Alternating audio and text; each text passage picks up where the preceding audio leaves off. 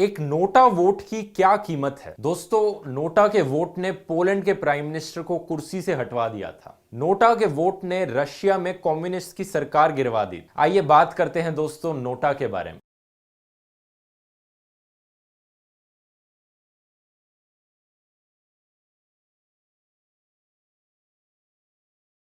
India में पहली बार 2013 की स्टेट इलेक्शंस में नोटा ऑप्शन को इंट्रोड्यूस किया गया था। 15 लाख से ज्यादा लोगों ने नोटा ऑप्शन को चूज किया था। तब इंडिया 14th कंट्री बन गया था नोटा ऑप्शन को इंट्रोड्यूस करने वाली। ग्रीस, स्पेन, कोलंबिया में इसे व्हाइट वोट कहा जाता है। अर्जेंटीना में इसे ब्लैंक वोट कहा जाता है। यूक्रेन में इसे अगेंस्ट ऑल कहा जाता है। इंडिया में इसे नोटा कहा जाता है। ये दोस्तों बहुत सी कंट्रीज में यूज होता है, अलग अलग नाम से, अलग अलग तरीकों से। जैसे कि अर्जेंटीना में आप बैलेट पे किसी के नाम पे कुछ नहीं लिखोगे, एक ब्लैंक बैलेट डाल दोगे तो इसे ब्लैंक वोट कहा जा रहा है। यहां पर नॉर्वे की इलेक्शन रेगुलेशंस में ये मैंडेटरी है कि हर वोटर को एक ब्लैंक बैलेट देना। वहीं दूसरी तरफ कुछ कंट्रीज हैं जिनमें नोटा का ऑप्शन नहीं है, जैसे कि सर्बिया हो गई। लेकिन वहां पे लोग थोड़े क्रिएटिव हो गए। वहां पर लोगों ने डिसाइड किया कि हम एक पॉलिटिकल पार्टी ही बना लेंगे जिसका नाम होगा none of the above party. तो ये none of the above party दोस्तों इलेक्शंस में लड़ी और 2012 की सर्बियन पार्लियामेंट्री इलेक्शंस में इस none of the above party ने एक सीट भी जीत ली। 22,000 वोट्स मिले थे इसे। इंडोनेशिया में एक शहर है मकासार। दोस्तों 2018 में इस शहर में मेयर की इलेक्शंस हो रही थी, जिसमें सिर्फ एक ही कैंडिडेट खड़ा था। दूसरा ऑप्शन था वोटर्स के पास नोटा दबाना। और दोस्तों नोटा को ज्यादा वोट्स मिले और उस कैंडिडेट को डिफीट कर दिया 53% इस टू 47%। तो अब फिर से वहां पर अब री इलेक्शंस होंगी देखकर। दुनिया भर में ऐसी कहानी मौजूद है दोस्तों, जिनमें से सबसे दिलचस्प कहानियां पोलैंड और रशिया की हैं। 1989 में पोलैंड की कम्युनिस्ट की सरकार थी। उस सरकार ने इलेक्शंस को मैनिपुलेट करने की कोशिश करी इस तरह से कि काफी जगह सीट्स पर कोई ऑपोजिंग कैंडिडेट ही नहीं खड़ा था। लेकिन वहां के लोग इस कम्युनिस्ट सरकार को बहुत हेट करते थे। तो उन्होंने क्या किया, उस कैंडिडेट को वोट करने की जगह उसका नाम काट के इन्होंने वोट बैलेट बॉक्स में डाल दिया। और उसकी वजह से इन्हें री इलेक्शंस करानी पड़ी और एक और बारी री इलेक्शंस करानी पड़ी। सिटिंग प्राइम मिनिस्टर भी हार गया वहां पर। यह एक रीजन था दोस्तों जिसकी वजह से कम्युनिस्ट रेजिम गिर गया पोलैंड में। 1991 में सोवियत यूनियन में भी यही कहानी हुई। 200 से ज्यादा सीट्स पर नए इलेक्शंस कराने पड़े नए कैंडिडेट्स के साथ, क्योंकि एग्जिस्टिंग कैंडिडेट्स को नोटा ने हरा दिया था। हारने वाले कैंडिडेट्स में से 100 से ज्यादा कैंडिडेट्स कम्युनिस्ट थे। 1992 में जब सोवियत यूनियन गिरा और नया रशिया बना, तो उस नए रशिया के पहले प्रेसिडेंट बोरिस येल्टसिन ने फेमसली कहा है, NOTA helped convince the people that they had real power even in a rigged election and it played a role in building true democracy. लेकिन अनफॉर्चुनेटली या कहो आयरॉनिकली 2006 में रशिया ने नोटा का option ही हटा दिया। किसी भी देश में नोटा का सिग्निफिकेंस एक ही है कि जो एग्जिस्टिंग कैंडिडेट्स खड़े हैं इलेक्शंस के लिए, हम उनमें से किसी को भी नहीं चुनना चाहते। अगर नोटा को मेजॉरिटी मिलती है तो आइडियली ये होना चाहिए कि सारे एग्जिस्टिंग कैंडिडेट्स को डिसमिस कर दिया जाए और एक री इलेक्शंस करवाई जाए।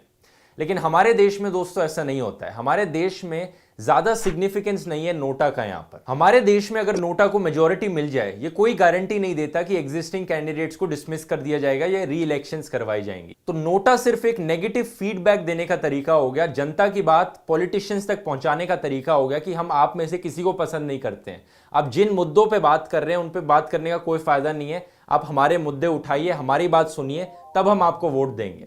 तो पॉलिटिशियंस के लिए नोटा एक तरह से एक वोट बैंक क्रिएट हो गया। जो नोटा के लोग चाहते हैं, पॉलिटिशियंस उसके पास आना चाहेंगे, नोटा के लोगों को कन्विंस करना चाहेंगे अपने उनके लिए वोट करने के लिए। तो ये एक रीजन था अभी तक नोटा के लिए वोट देने का। लेकिन रिसेंटली महाराष्ट्र और हरियाणा में आपको एक और रीजन मिल गया है नोटा के लिए वोट देने का। नवंबर 6, 2018 को महाराष्ट्र के स्टेट इलेक्शन कमीशन ने एक ऑर्डर पास किया कि अगर नोटा को मेजॉरिटी मिल जाती है तो री इलेक्शंस करवाए जाएंगे। 22 नवंबर को हरियाणा के स्टेट इलेक्शन कमीशन ने भी यही ऑर्डर पास किया। इसका रीजन शायद ये हो सकता है कि कुछ महीने पहले हुई महाराष्ट्र में पंचायत इलेक्शंस में काफी ऐसी सीटें थी जहां पे नोटा को मेजॉरिटी मिली थी। स्पेसिफिकली पुणे में एक गांव था जहां पे नोटा को 85% वोट्स मिले थे। दोस्तों मुझे लगता है कि यही ऑर्डर अगर नेशन वाइड पास कर दिया जाए, यही लॉ इस तरह से इंप्लीमेंट कर दिया जाए, तो नोटा बहुत ज्यादा यूजफुल बन जाएगा और एक्चुअली में लोग कन्विंस होंगे नोटा को वोट देने के लिए। लेकिन former chief election commissioner OP Rawat कहते हैं कि हमारे पास लीगल फ्रेमवर्क नहीं है नोटा को पास कराने के लिए। इलेक्शन कमिश्नर के पास ये पावर नहीं है।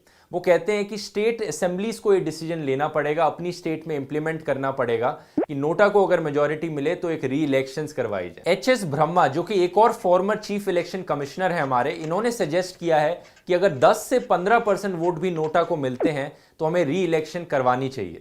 और मुझे लगता है दोस्तों, इसे और भी इफेक्टिव बनाने के लिए सिर्फ री इलेक्शन ही नहीं बल्कि यह भी लॉ पास कर देना चाहिए कि जो एग्जिस्टिंग कैंडिडेट्स खड़े हुए थे उनको डिसमिस कर देना चाहिए और सिर्फ नए कैंडिडेट्स ही री इलेक्शन में खड़े हो पाएंगे। नोटा वोटिंग का जो ट्रेंड रहा है हमारे देश में, ये काफी इंटरेस्टिंग चीजें दिखाता है।